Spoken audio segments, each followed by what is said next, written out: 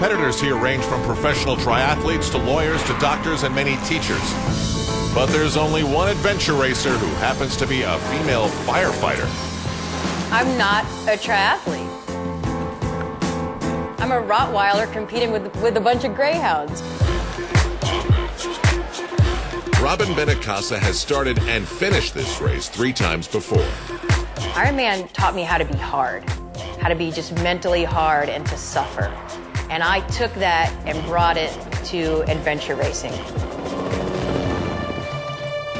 They have traveled here from every corner of the world for 10 non-stop days and nights. They must hike, mountain climb, paddle, ride, and race through some of the most captivating yet dangerous terrain in one of the last great wilderness areas on Earth. Are you guys ready for an awesome adventure this afternoon? All right, today we're going to have an amazing adventure. We're going to explore Australia, New Zealand, Ecuador, but more importantly, we're going to explore the human spirit and the little things that allow groups of ordinary people to accomplish extraordinary things together, and the magic that happens when you create true human synergy with your team. I suppose my biggest claim to fame in the sport of adventure racing is my teams have won the world championships a few times. We've won the Eco Challenge in Borneo, the Raid Gauloise in Ecuador. Our sport is one in which you have teams of 4 people, one of which must be a man and one of which must be a woman, and you are traveling nonstop day and night over hill and dale. They will drop you in the middle of nowhere with a map and a compass, and you have to stay with your teammates for 7 to 10 days nonstop, doing whatever it takes to get from point A to point B. Team builders are ruled by a hope of success and not the fear of failure. So very often we're looking behind us just trying to stay ahead, worrying, am I going to fail? Is this going to be okay? I used to have a teammate that whenever I looked behind me, because I was a racer that always focused on just staying ahead of the competition, you don't win races by just staying ahead of the competition. You win races by doing what it takes to win races. And every time I turned around, he'd always take my head and spin it around and go, winning is that way. And pretty soon I came to realize, you know what, it's not about not losing, it's about doing what it takes to win. Commitment does not start at the start line. Everybody shows up to a race, everyone shows up to a project, ready to go, full blast, hair on fire, really excited. I'll tell you where commitment starts. Commitment starts when the fun stops. It's real easy when you first start in this business to be all fired up and excited about it, isn't it? Commitment really starts when it's not as much fun anymore. When you're getting home from work late at night, when you haven't made your calls for that day, when you just want to get 1 or 2 more in for that day and you just don't feel like it. That's where commitment starts. Now, what's human synergy and how is it different from teamwork? Well, human synergy is teamwork basically supersized. Human synergy says that we're not just walking side by side together towards a common goal. Sometimes we're literally carrying one another. And that's what we're here to talk about today, helping you build your businesses through human synergy. And we're going to do it the fun way. I'm going to teach it to you the most fun way I know, and that's through the sport of adventure racing. On the ridge to Eton Peak, the lead teams are learning that things are not always as they seem. There's a fake, false summit. It'll be soul destroying when they get there and realise they've only gone a third of the way and now need to descend and climb higher and higher than ever before.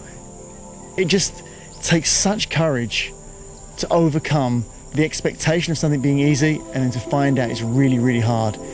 That's what Eco Challenge is all about though. Digging deep in your soul and keeping going. It's a race about character. I remember that whole entire section being a very difficult one for me. I was pushed to my limit. It was incredibly hot. My feet hurt so bad. The terrain was really uneven and the section was a lot longer than we ever dreamed it was. So my expectations of having a nice short caving section and a run back to the beach became this 6-hour night marathon on really bad feet with a team right on our heels. We have the Eco Challenge winners. This is an endurance race that takes place in Borneo or exotic locations all over the world. It's created by the same guy who brought you Survivors, Mark Burnett, and they are on the roof right now preparing for a big rappel down the side of our building. There they are right there. That's Ian, Robyn, Mike, and Isaac. How you doing, guys? And I want to ask you guys, what was the toughest part? It was just so mentally hard. I remember one night in particular, we were laying on the jungle floor with not only bugs crawling around beneath us, but leeches falling from the trees onto us like rain. Oh my ping, God. ping, ping, ping, ping, all over us. Oh my God. Relinquishment of ego. This is a toughie for a lot of people. We always say your ego is the heaviest thing in your pack. You have to leave your ego at the start line. A lot of us, it's very, very difficult to ask for help and to accept help. It really bonds your team. A great team builder will always accept help. If you want to turn it around, actually accepting help is a gift to the helper. Every time you let somebody help you, you are giving them a gift. Just as when people let you help them, your heart gets bigger. Your heart feels like it's going to explode. So turn that around in your brain and accept help as a gift to the helper. It also really bonds a team. Life away from the training and the competition can be just as intense for Robyn. You see, this is her real job as a firefighter. We can be called to anything at any time, and we have to be ready for that. And that's what I love about being a firefighter. But it's nice to know that as an athlete and as someone who is strong and has a good endurance background, that if the you-know-what does hit the fan, that I'm going to be able to carry that ladder, to the window. I'm going to be able to carry a person out of there, and that's a good feeling. I actually had a case where we were fighting the fires here in San Diego, where it became so obvious to me that the human connection is the strongest connection on earth. Because at the end of the day, we don't work for a company. We work for people. And I was out fighting these October fires. We were the first in strike team on the morning of October 23rd at 4 a.m. Rancho Bernardo was on fire. 4 o'clock in the morning, I'm standing there on the corner with houses burning all around me, and one fire engine, 500 gallons of water, and 3 other people going, oh my God, now what do we do? I remember so vividly the moment that I made this connection. I was just fighting house fires, house to house to house. And all of a sudden, I made this human connection because I was pulling my hose across the front lawn of a house. And for whatever reason, these people had taken all their family pictures out as they were running down the hallway maybe, and they had put them on the front lawn, maybe to save them from the fire in case their house burned down.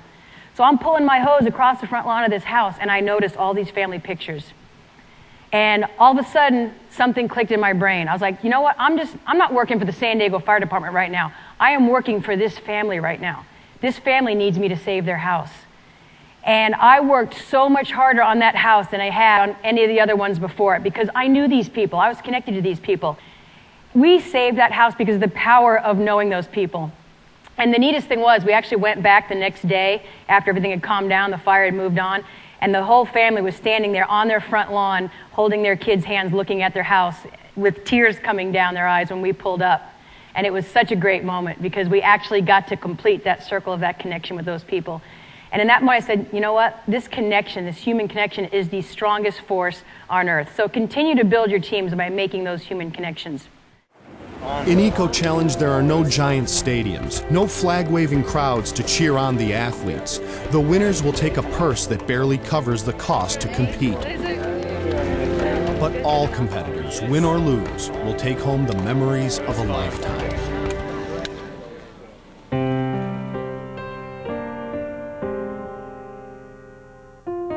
To dig down that deep with 3 other people and to have them love you and support you when you're nasty and disgusting and you're crying or you're scared, knowing that your 4 hearts and your 4 minds are one heart and one mind is such a bonding experience. Winning does not have to be mutually exclusive.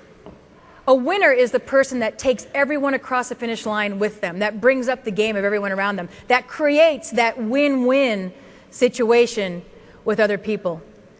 This is the Japanese team in the 1997 Eco Challenge in Australia. They were about halfway through the pack. They were doing really well. They wanted to be the first Japanese team ever to finish an Eco Challenge. And the girl on their team had ripped her Achilles tendon. And all she could do was drag her foot behind her. And they had to get up and over a 3,000-meter mountain and then hike 13 miles before they got into kayaks to paddle about 20 hours to the finish. They still had a little bit of race left.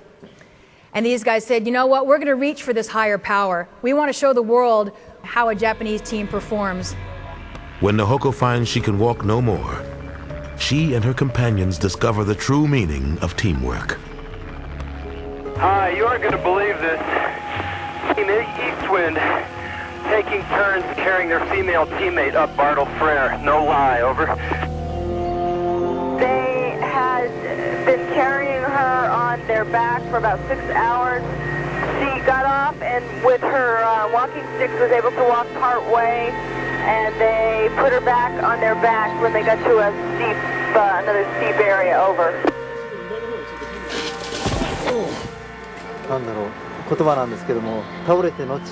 We have a proverb in Japanese that says, once you fall, you are closer to death, but not yet dead. So I think this was a test for us to never give up, even under the toughest of odds. Team Eastwind are the epitome of what Eco Challenge really stands for. Most people couldn't even walk over Mount Bartle Frere. For them to carry that woman over that entire mountain, it's incredible. Pretty amazing. And I love ending with that image of those guys carrying the girl to the finish line. Because it's not about, hey, look at what superstars we were to carry her. They actually put her on their shoulders, right? Because she was a hero for letting them do that. And that's the image that I would love to leave with you guys today, in that in the past, you know, business has been all about gathering as many people as you can around you and standing on their backs to reach higher. But especially in a business like ours here, don't you achieve so much more and such greater heights when you're actually elevating your teammates on your shoulders? Yes? It's all about building those connections. You guys know that. And you've been an absolutely fabulous audience this afternoon. Thank you for sharing your love with me, and God bless all of you. Thank you. The adventure-seeking firefighter has climbed another mountain.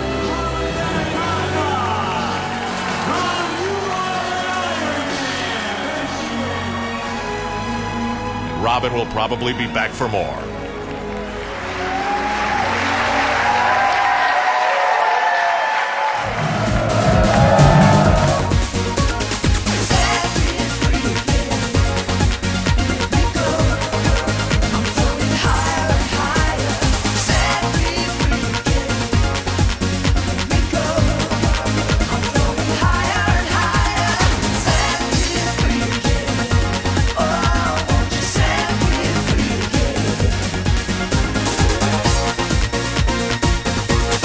She's amazing, yeah.